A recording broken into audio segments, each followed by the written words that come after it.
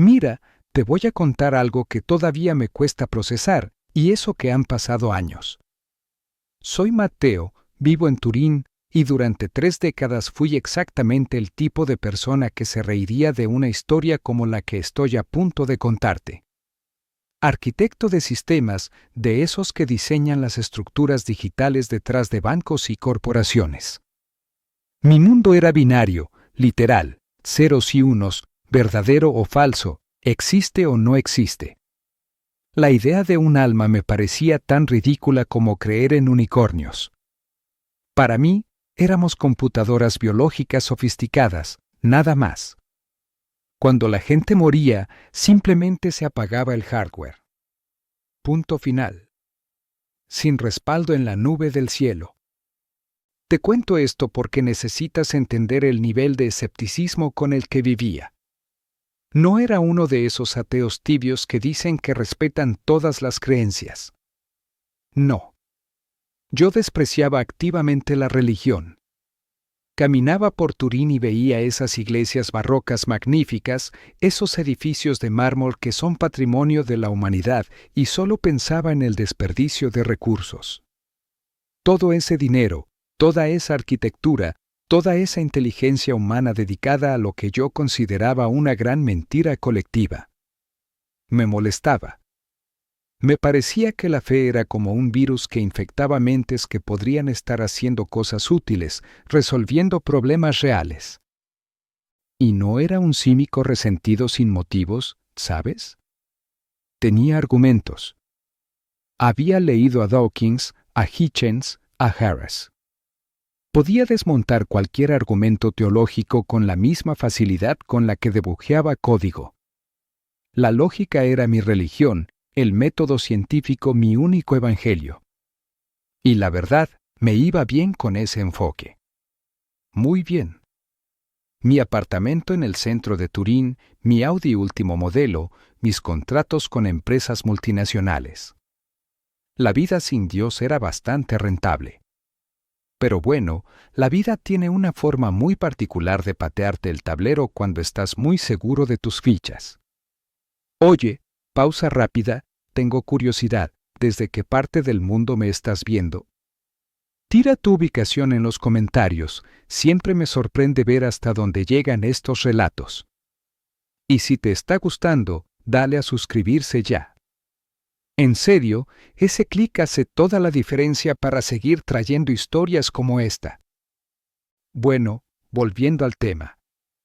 Todo empezó a cambiar en 2005. Tenía 42 años, en la cima de mi carrera, acababa de cerrar un contrato importante con una firma de Milán. Estaba celebrando, probablemente bebiendo más champaña del recomendable, cuando se me cayó la copa. Nada dramático, simplemente se me resbaló de la mano. Me reí, pensé que estaba más borracho de lo que creía. Pero al día siguiente, escribiendo código, noté que mis dedos no respondían igual. Tecleaba más lento. Cometía errores tontos, errores de escritura que nunca había cometido. Al principio lo atribuí al estrés, a las horas frente al monitor. Todos esos años de mala postura, pensé. Pero las semanas pasaron y las cosas empeoraron. Empecé a tropezarme con nada. Mi voz sonaba rara a veces, como si alguien estuviera bajando el volumen de forma aleatoria. Y las manos, esas manos que habían escrito miles de líneas de código impecable, empezaron a temblar. Los médicos tardaron meses en darme el diagnóstico. 6 meses de pruebas, de resonancias, de punzones en nervios, de electromiografías que dolían como el infierno. Y cuando finalmente me sentaron en ese consultorio blanco y aséptico, el neurólogo me dio las palabras con esa falsa compasión que tienen los doctores cuando saben que no pueden hacer nada: esclerosis lateral amiotrófica. ELA. La misma enfermedad que mató a Stephen Hawking, aunque él tuvo una versión de avance lento. A mí me dijeron que probablemente tenía entre 2 y 5 años. Que poco a poco perdería el control de todos mis músculos voluntarios. Que eventualmente no podría caminar, mover los brazos, hablar, tragar. Que mi mente permanecería intacta mientras mi cuerpo se convertía en una prisión progresivamente más pequeña. ¿Sabes cuál fue mi primera reacción? Rabia. No tristeza, no miedo. Rabia pura y salvaje. Porque esto era la confirmación definitiva de lo que siempre había pensado: el universo es caótico, injusto, completamente indiferente. No hay plan divino. No hay justicia cósmica. Hay simplemente biología defectuosa, genes que cometen errores, proteínas mal plegadas que destrozan neuronas motoras. Mi propia arquitectura biológica tenía un bug fatal y no había parche de software que pudiera arreglarlo. Me encerré en mi apartamento. Rechacé visitas, apagué el teléfono, solo acepté comunicarme por email cuando era absolutamente necesario. Mi mundo se redujo a mi oficina en casa, rodeado de monitores, tratando de trabajar mientras mi cuerpo me traicionaba día a día. Investigué obsesivamente sobre la enfermedad, leí papers científicos, estudios clínicos, foros de pacientes. Buscaba alguna esperanza, algún tratamiento experimental, pero la realidad era brutal: no había cura. Solo había medicamentos que tal vez retrasaban un poco la progresión. Tal vez. Y ahí fue cuando empecé a considerar la alternativa lógica. Si mi cuerpo era una máquina defectuosa sin posibilidad de reparación, lo racional era apagarlo antes de que la degradación fuera completa. Dignitas, en Suiza. Había investigado, sabía que aceptaban casos de ELA. Podía terminar las cosas en mis términos, con control, antes de convertirme en una cáscara consciente atrapada en carne muerta. Era, desde mi perspectiva, la única decisión razonable. El coraje de enfrentar el final sin las mentiras consoladoras de la religión. Mis padres, cuando se enteraron de mi plan, lloraron. Intentaron convencerme, traer sacerdotes que yo echaba inmediatamente, hablarme de esperanza, de milagros. Les decía con toda la crueldad que podía reunir que sus cuentos de hadas no iban a regenerar mis neuronas motoras. Que el Dios en el que creían claramente no se preocupaba por mí, así que yo tampoco iba a perder mi tiempo preocupándome por él. La tensión familiar era insoportable, pero yo estaba atrincherado en mi ateísmo, tal vez con más ferocidad que nunca porque era lo único que me quedaba. Mi identidad. Mateo el lógico, Mateo el racional, Mateo que no se dejaba engañar. Para finales de 2006 ya necesitaba bastón. Mis manos temblaban constantemente. Hablar me cansaba. Había dejado de trabajar, había cerrado mi empresa de consultoría. Pasaba los días en foros de internet discutiendo con creyentes como si destronar argumentos teológicos pudiera de alguna manera compensar mi cuerpo destruyéndose. Era patético, si soy honesto. Pero era lo único que me mantenía mentalmente activo. Fue en ese contexto, en octubre de ese año, cuando recibí un email que cambiaría todo. Era de una mujer llamada Antonia Salzano, de Monza. El apellido me sonaba vagamente, creo que había alguna conexión familiar lejana, algo así. El mensaje era simple: su hijo había muerto meses atrás, leucemia fulminante, solo 15 años. Entre sus pertenencias había una computadora vieja, una de esas torres que ya casi nadie usaba. Ella quería recuperar unos archivos que su hijo había estado compilando sobre algo relacionado con la Eucaristía y milagros católicos. No entendía de tecnología y alguien le había dado mi nombre como experto. Mi primer impulso fue borrar el email. No quería nada que ver con proyectos religiosos, y menos lidiar con el dolor de una madre lidiando con la muerte de su hijo mediante la fe. Pero algo me detuvo.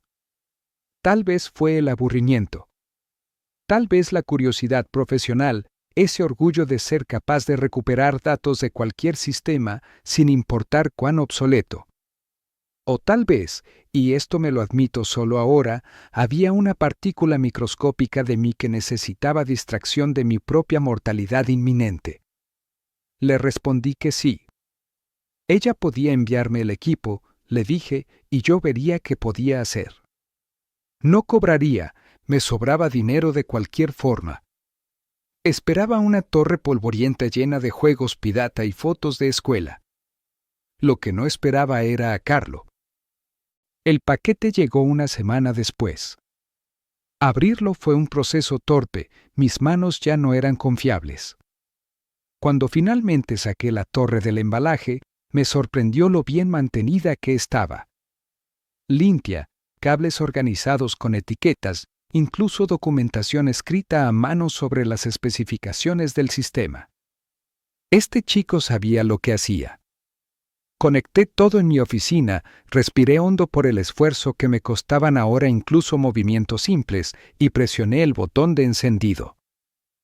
El sistema arrancó sin problemas. Windows XP, configuración estándar pero optimizada. En el escritorio había carpetas meticulosamente organizadas. No era el caos digital típico de un adolescente. Había carpetas por tema, escuela, programación, fotografía, proyecto Eucaristía. Abrí esta última. Dentro había cientos de archivos, investigación sobre milagros eucarísticos de todo el mundo, imágenes de hostias que supuestamente habían sangrado, documentación histórica. El nivel de detalle era impresionante. Este chico, Carlo, claramente había dedicado muchísimas horas a esto. Pero lo que me impactó, y aquí es donde empiezas a pensar que estoy inventando cosas pero te juro que es real, fue el estilo. El chico usaba los mismos compiladores que yo para organizar bases de datos. Había código en Python, scripts para automatizar búsquedas, incluso un pequeño CMS que había diseñado desde cero para su sitio web. Esto no era un aficionado. Era un programador real, alguien que entendía arquitectura de sistemas. Y tenía 15 años cuando murió. Me encontré leyendo sus notas personales. Había un archivo de texto donde llevaba algo así como un diario técnico, anotaciones sobre bugs que había resuelto, ideas para mejorar el sitio. Pero entre las líneas de código y las referencias a librerías había frases que me desconcertaban. Cosas como, cada línea de código es una oración. O, debuguear es como la confesión, encuentras el error y lo corriges con gracia. Mezclaba lo técnico con lo espiritual de una forma que yo encontraba simultáneamente fascinante y irritante. Pasé días explorando ese sistema. Recuperé todos los archivos que su madre había pedido, los organicé, los preparé para transferencia.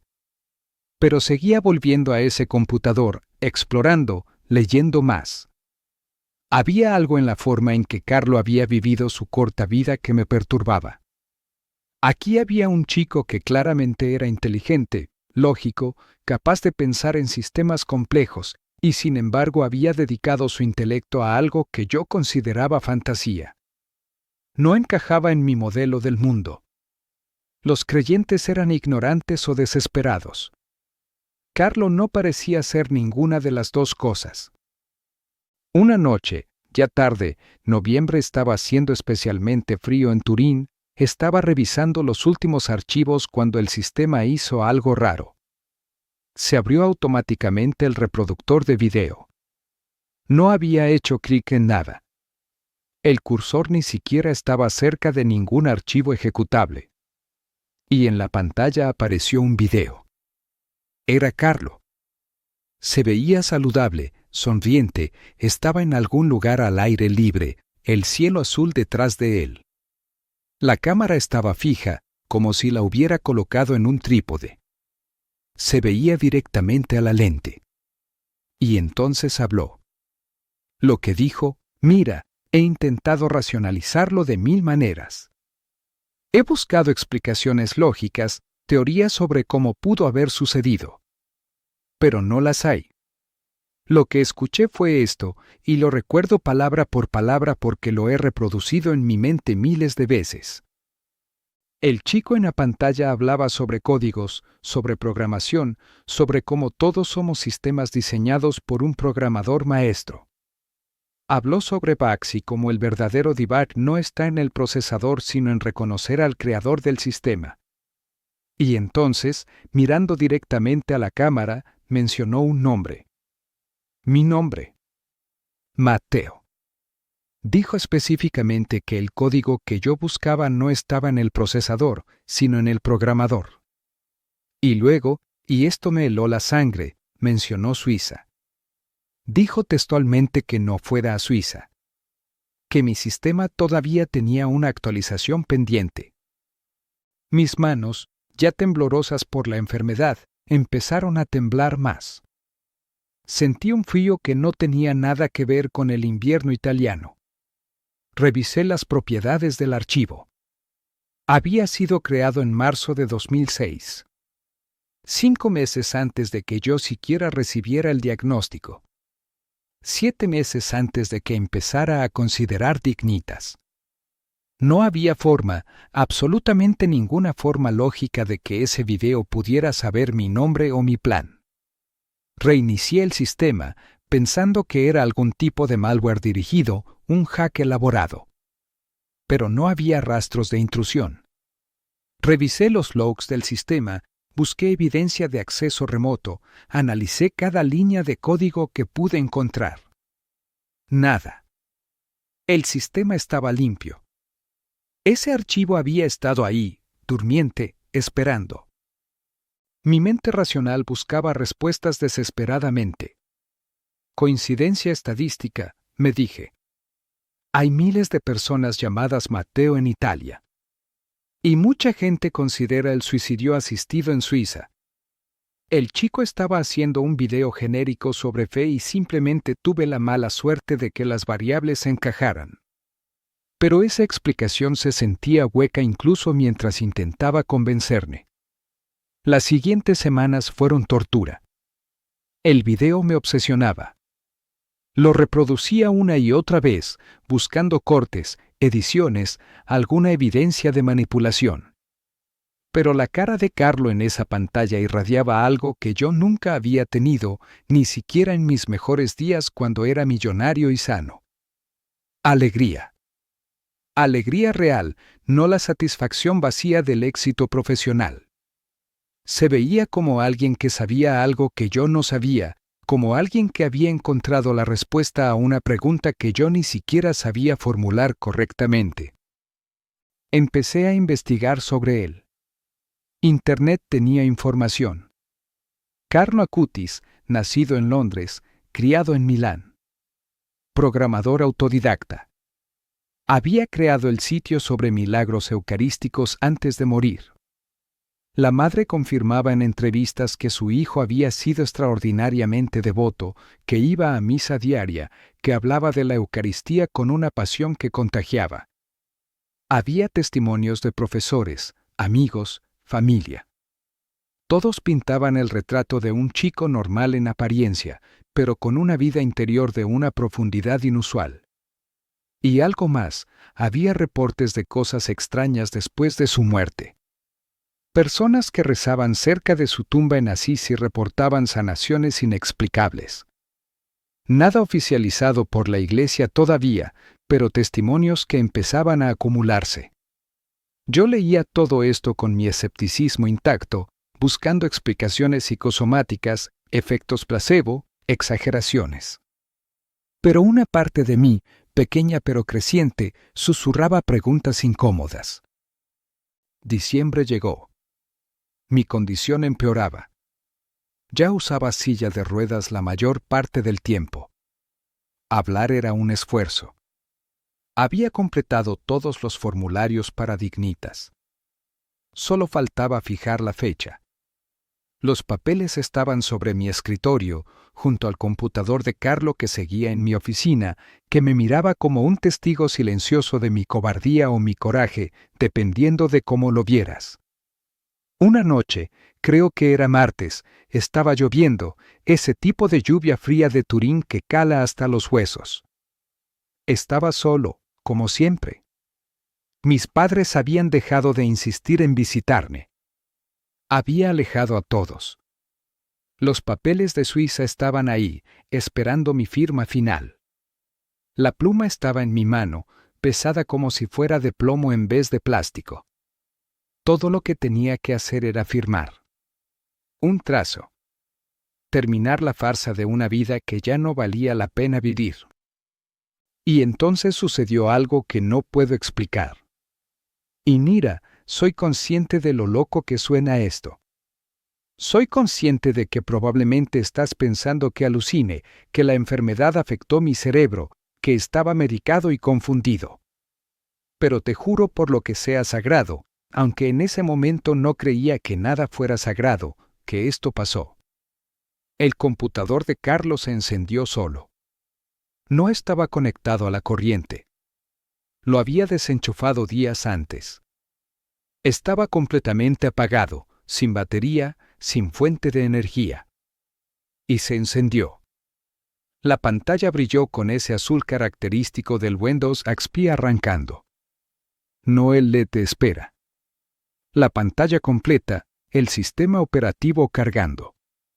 Me quedé paralizado en la silla de ruedas, la pluma cayendo de mi mano sin fuerza. La habitación se llenó de un olor que no tenía sentido.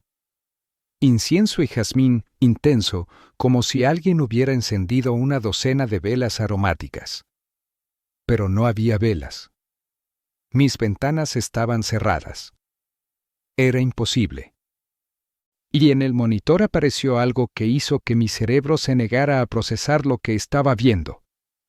No era el escritorio de Carlo. Era una imagen en 3 dimensiones de una estructura molecular. Reconocí los componentes inmediatamente, era ADN. Doble hélice, nucleótidos claramente marcados. Pero había algo más. Líneas de código corriendo al lado, como si alguien estuviera editando. Secciones de la cadena se iluminaban, secuencias cambiaban, como cuando debujeas código en tiempo real y ves las variables actualizándose. Y entonces entendí, con una claridad que traspasó todos mis años de ateísmo, que estaba viendo mi propio ADN. Lo supe de la misma forma en que sabes que estás soñando mientras sueñas. Era mi código genético siendo reescrito por manos invisibles. Las secciones que se iluminaban correspondían a los genes asociados con ELA, genes que había memorizado de tanto leer papers científicos. Y estaba viendo cómo se corregían. Sentí algo físico. No puedo describirlo mejor que una descarga eléctrica que empezó en la base de mi cráneo y bajó por mi columna vertebral. No era dolor. Era como si cada nervio muerto estuviera despertando, como si alguien estuviera presionando control más Z en la degradación de mi sistema nervioso. Calor, intenso, derritiendo el hielo que había sentido en mis extremidades durante meses. Cerré los ojos porque era demasiado. Demasiado real, demasiado imposible, demasiado que procesar para alguien cuyo entero marco de referencia era el materialismo. Y lloré.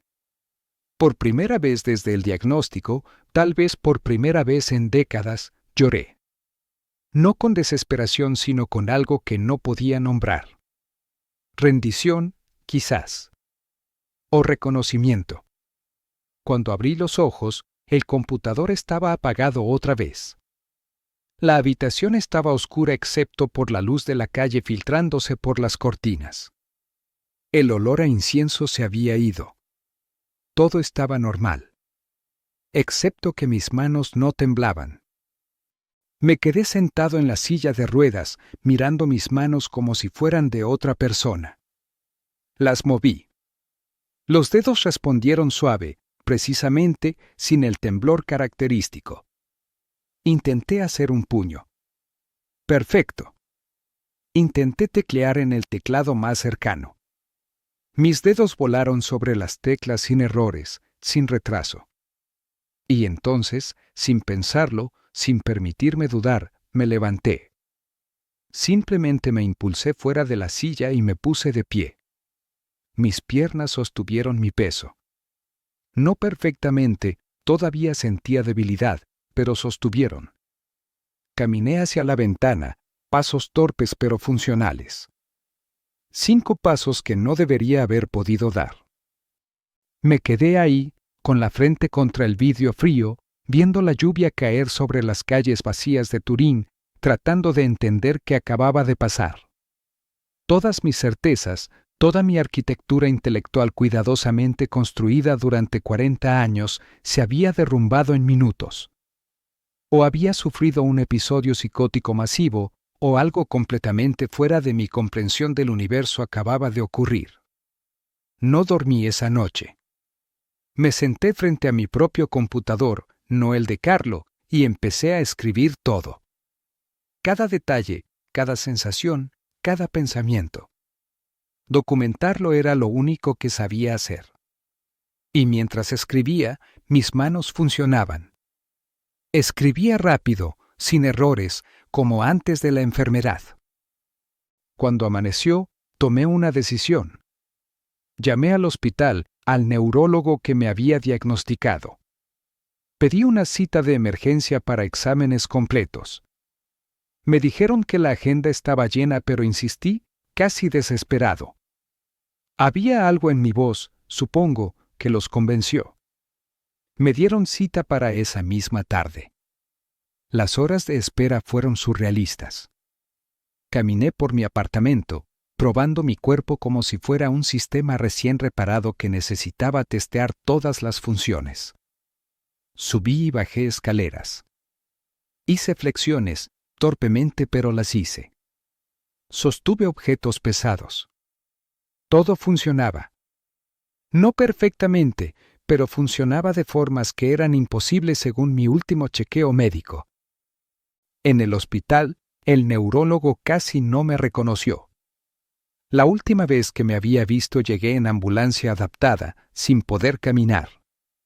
Ahora entraba por mi propio pie. Los exámenes se repitieron. Electromiografía, resonancia magnética, análisis de líquido cefalorraquídeo, todo el protocolo completo. El doctor no decía nada mientras trabajaba, pero su cara era un poema. Los resultados tardaron 3 días. 3 días donde no supe si volver a creer en la lógica o empezar a aceptar lo imposible. Cuando finalmente me llamaron de vuelta al consultorio, el neurólogo tenía esa expresión que tienen los médicos cuando algo los ha dejado completamente desconcertados. Los exámenes estaban limpios. No había evidencia de atrofia muscular. Los reflejos estaban presentes. Las neuronas motoras mostraban actividad eléctrica normal. Era como si la ELA simplemente hubiera desaparecido. Me dijo, con una voz que trataba de sonar profesional pero que temblaba ligeramente, que debió haber sido un error de diagnóstico. Que quizás había sido otra condición con síntomas similares que se había resuelto espontáneamente. Que estas cosas pasaban. Pero yo había visto mis propios exámenes anteriores. Había leído cada reporte médico con obsesión enfermiza. No había error. Tenía ELA. Y ahora no la tenía. No había explicación médica. Solo había un computador que se encendió sin electricidad y una visión de mi ADN siendo reescrito. Volví a mi apartamento con los nuevos resultados en mano, sintiéndome como alguien que acababa de sobrevivir a un accidente que debió matarlo. El computador de Carlos seguía en mi oficina. Me senté frente a él, ahora respetuoso, casi temeroso. Devolví todos los archivos a Antonia, le expliqué que había logrado recuperar todo.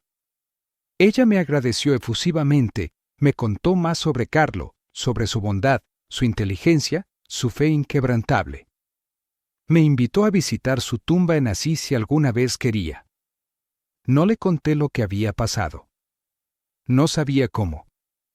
Pero algo había cambiado fundamentalmente en mí. Ese núcleo de certeza atea, Ese blindaje de escepticismo que había mantenido durante toda mi vida adulta tenía ahora una grieta del tamaño de un milagro. Los meses siguientes fueron de reconstrucción. Física, primero. Recuperé la fuerza completamente, volví a caminar, a correr, a vivir sin la sombra de la muerte inmediata sobre mí. Pero la reconstrucción más profunda era interna. Empecé a leer cosas que antes habría considerado pérdida de tiempo. Filosofía, teología, testimonios de conversiones. No con la actitud de quien busca demoler argumentos, sino con la humildad de quien sabe que su mapa del mundo estaba incompleto. Visité iglesias. Las mismas iglesias de Turín que antes veía como monumentos al desperdicio. Esta vez las miraba diferente. No como arquitectura vacía, sino como espacios donde millones de personas a lo largo de siglos habían experimentado algo que yo acababa de empezar a atisbar. Algo más grande que el código, más profundo que la lógica, más real que los datos empíricos. No fue un cambio instantáneo, no me convertí en un místico de un día para otro. La parte racional de mí seguía ahí, cuestionando, analizando. Pero ahora la escuchaba junto con otra voz, una que había estado silenciada por décadas de prejuicio intelectual. La voz que susurraba que tal vez, solo tal vez, el universo era más complejo y maravilloso de lo que mi reduccionismo materialista podía capturar.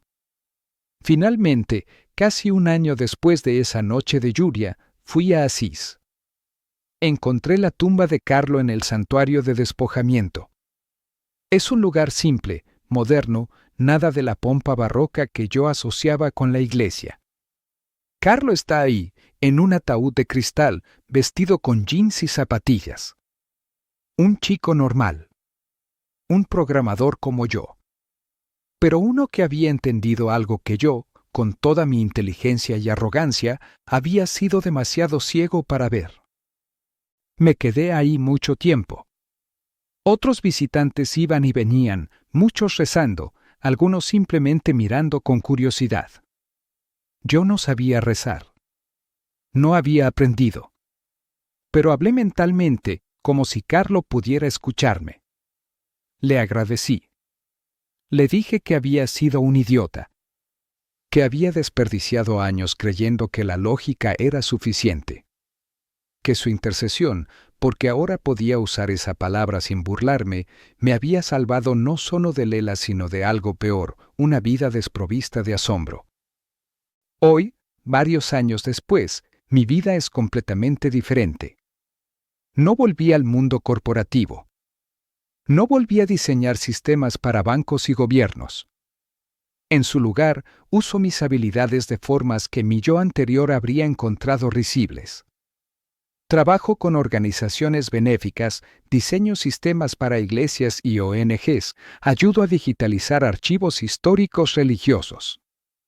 No porque me haya vuelto un fanático, sino porque entendí que había estado aplicando mis talentos a cosas que no importaban mientras ignoraba las que sí. ¿Sigo teniendo preguntas? Claro. No todo tiene respuesta limpia. La fe, descubrí, no es la ausencia de dudas sino la decisión de confiar a pesar de ellas. Es como debuguear un sistema sin tener acceso al código fuente completo. Trabajas con lo que puedes ver, confías en que hay una arquitectura coherente aunque no la entiendas completamente. La cicatriz de la enfermedad desapareció de mi cuerpo. Los médicos lo llaman remisión espontánea porque no tienen otra etiqueta que aplicar. Mi familia lo llama milagro y ahora les creo. Pero la marca real, la que permanece, es interna. Es saber que el universo es más grande que mis ecuaciones, que hay un programador detrás del código, que a veces ese programador hace debugging directo en la realidad de formas que desafían nuestras expectativas de cómo deben funcionar las cosas. Carlo Acutis va camino a la santidad oficial. El proceso está en marcha, han reconocido milagros atribuidos a su intercesión. Yo podría ser uno de esos casos, aunque no he buscado hacer mi historia pública más allá de círculos pequeños. No necesito la validación externa, Lo que viví fue real, con o sin certificación eclesiástica. Pero lo que sí quiero que entiendas, si has llegado hasta aquí en esta historia, es que no estoy tratando de convencerte de nada. No soy evangelista. Sigo siendo fundamentalmente alguien que aprecia la lógica, la evidencia, el pensamiento crítico. Lo que cambió es que ahora acepto que esas herramientas, por valiosas que sean, no capturan la totalidad de lo real. Hay niveles de realidad que operan con reglas diferentes a las que aprendemos en física o programación. Si estás en un lugar oscuro, si sientes que tu sistema tiene bugs sin solución, si estás considerando apagar todo porque la degradación parece inevitable, te pido que consideres la posibilidad de que tu mapa del mundo también esté incompleto. No necesitas creer en Dios, en santos, en milagros. Solo necesitas estar abierto a la posibilidad de que hay más en el cielo y la tierra, como decía Shakespeare, de lo que sueña tu filosofía. Para mí, esa apertura llegó en la forma de un chico de 15 años cuyo computador se negó a quedarse apagado cuando más lo necesitaba. Para ti será diferente. Pero los signos están ahí, siempre lo han estado. Solo necesitamos la humildad de reconocer que no lo sabemos todo. Mi vida ahora tiene un significado que no tenía cuando medía todo en contratos y cuentas bancarias. Las mañanas son diferentes cuando sabes que cada día es un regalo, literalmente dado por una mano que no puedes ver pero que te ha tocado. El trabajo es diferente cuando lo haces no para acumular sino para contribuir a algo más grande. Las relaciones son diferentes cuando aceptas que la conexión humana, el amor, la compasión, son tan reales y fundamentales como cualquier ley física. ¿Sigo siendo escéptico de muchas cosas? Por supuesto. No me trago cualquier historia de milagros. No creo que cada enfermedad curada sea intervención divina. La mayor parte del tiempo, el universo opera según las reglas que conocemos.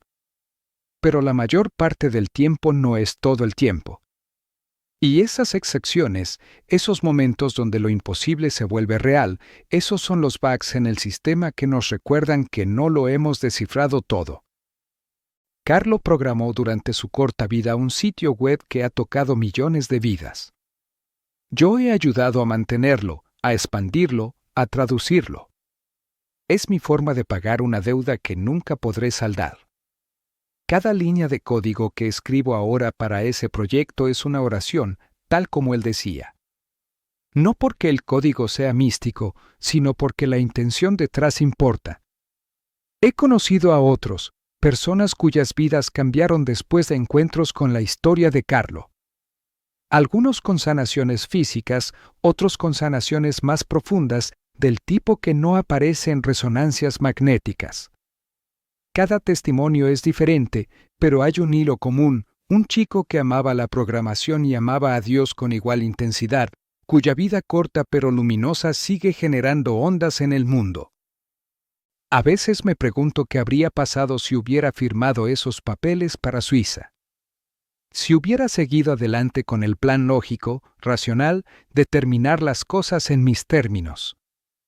Habría muerto como viví, convencido de que era el arquitecto único de mi destino, que no había significado más allá de lo que yo construía. Habría sido coherente. Pero habría estado equivocado. La verdad es que no somos tan autónomos como queremos creer. Estamos conectados a otras personas, al tejido más profundo de la realidad, a esa fuente de ser que algunos llaman Dios y otros prefieren dejar sin nombre. Esa conexión es donde suceden los milagros, donde lo imposible se filtra a nuestro mundo ordenado y nos recuerda que las reglas que conocemos son descriptivas, no prescriptivas. Mi cuerpo está sano. Los exámenes médicos siguen saliendo perfectos. Han pasado años y no hay recaída. Médicamente hablando, soy un misterio o un error estadístico, dependiendo de a quién le preguntes.